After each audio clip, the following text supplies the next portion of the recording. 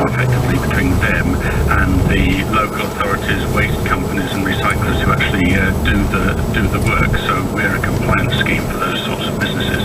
See, now it's fascinating, because most of us won't be aware of what commercial enterprises, businesses have to do to recycle their waste. Yw14 Dzn, BMW, Smart Alec again. Back in any way, they do contribute significant amounts of financing to help improve the recycling rates that the country as a whole has to achieve. So, Adrian, what do you reckon of this story from Hull? Would it be fair to fine people, to send them on an awareness course if they don't recycle properly? Well, I mean, of course, this is a very political subject, really, and local authorities have their own policies which they pursue on it. My own Yw14 Dzn. This kind of idea can be more a benefit is to turn it around the other way and try and look at systems where we can give people incentives to recycle more and participate in recycling schemes, perhaps rather than fine them for doing it badly, because that does get a very sort of negative image, understandably, and people can kind of object to it. But certainly I'm aware that we don't have them in this country very much, but in some other countries they have systems to give people a benefit for the more they recycle. They seem to be very well received. Actually give them a reward for recycling well. Yeah, or a discount of some kind on their council tax or whatever the relevant fees might be. And what does happen if you put if you've got an old tin of baked beans, for example, you've got the baked beans, you've had beans on toast, lovely, okay, and you put that tin unwashed into the bin and then it goes off to what's the difference? Well, I mean, to be honest, with that example, I mean, unless it was completely full, if it just had the normal small amount left around the edges, that's not usually an issue, because most of the recycling processes have an element of cleaning and washing as the first stage anyway, and certainly for metal is concerned, it's a very high temperature process, so any residues get burnt off. But where it's more of an issue is for materials such as plastic, with a lot of that can have a lot of contaminants left in it, or paper as well, where good clean newspaper and envelopes and so on are very good for recycling. But if it's old pizza boxes with half a pizza left in it, then that understandably causes problems when it gets into the recycling system. So what actually happens? I mean, in the case of a pizza box, when it comes down on a conveyor belt, does someone not open it up and think, oh, cheese and tomato, I've heard of that?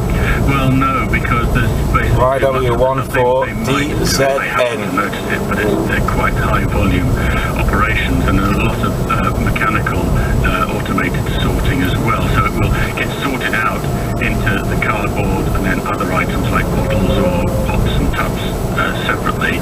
But it is quite likely that some of that would go through, particularly if the box was closed or it was squashed down or something like that, so you couldn't easily detect it.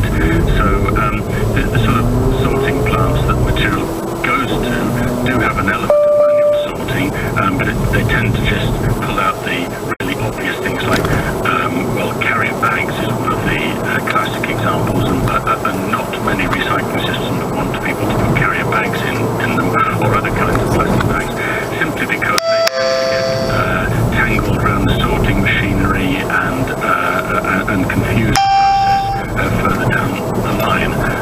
So they're pulled out first stage. Now I'm wondering, because I've been here sitting telling listeners that I wash all the tins and the cans out. I mean, there's a bottle, they go back in, Adrian. Normally the rubbish I put in the bin is cleaner when it comes to me in the first place. Well, you're doing a great job, but there is a spectrum of people, and some will operate in the way that you've been describing, Roberto, and I'm probably in that end of the scale as well. But many don't, because it is an extra nuisance and perhaps an inconvenience. But I mean, to be honest, the best thing to do is, clearly you want to get the worst of the residue out of it, and a quick rinse under cold water is usually best.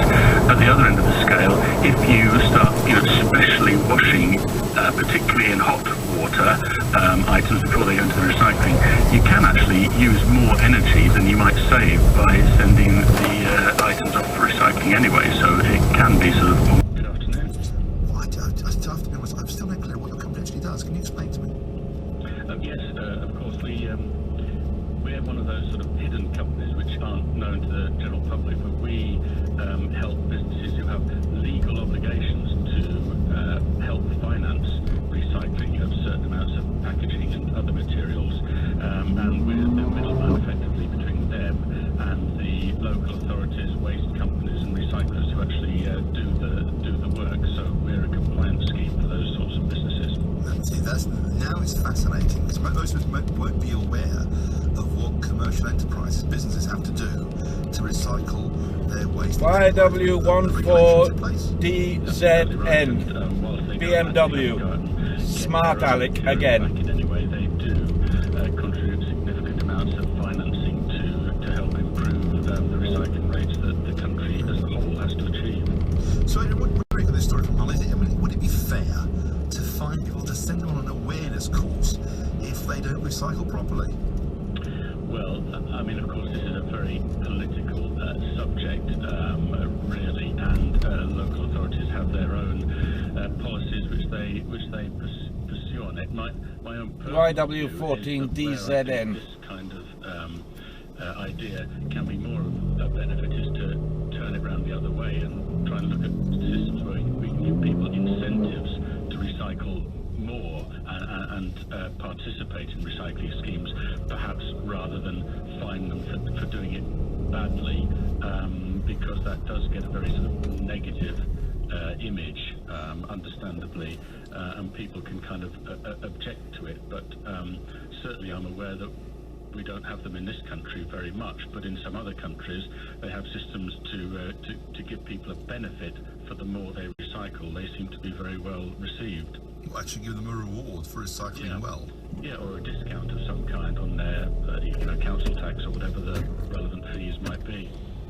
And what does happen if you put if you've got an old tin of baked beans, for example, you've got the baked beans, you've had beans on toast, lovely, okay, and you put that tin unwashed into the bin, and then it goes off to what's the difference?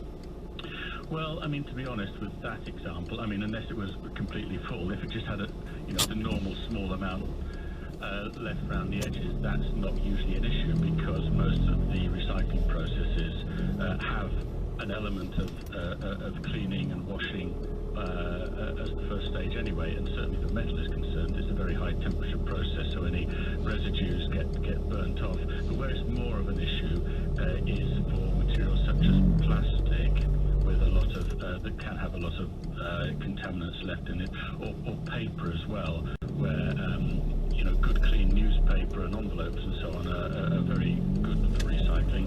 But if it's old pizza boxes with half a pizza left in it, then that understandably causes problems when it gets into the recycling system. So what actually happens? I mean, in the case of a pizza box, when it comes down on a conveyor belt, does someone not open it up and think, oh, cheese and tomato, I'll have a bit of that?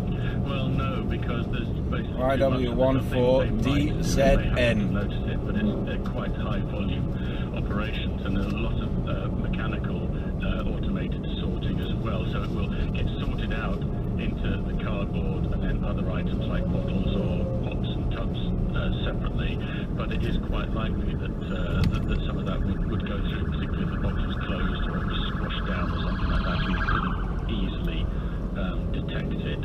So the sort of sorting plants that material goes to do have an element of sorting, but they tend to just pull out the really obvious things like, carrier bags is one of the classic examples, and not many recycling systems want people to put carrier bags in them, or other kinds of plastic bags, simply because they tend to get tangled around the sorting machinery and confuse the process further down the line. So they're pulled out at the first stage. Now I'm wondering, because I've been here sitting telling listeners that I wash all the tins and the cans out. I mean, there's a bottle, they go back in, Adrian, normally the rubbish I put in the bin is cleaner than when it comes to me in the first place. Well, you're doing a great job, but there is a spectrum of people, and some will operate in the way that you've been describing, reverse, and I'm probably in at that end of the scale as well, but many don't, because it is an extra nuisance and perhaps an inconvenience. But mean, to be honest, the best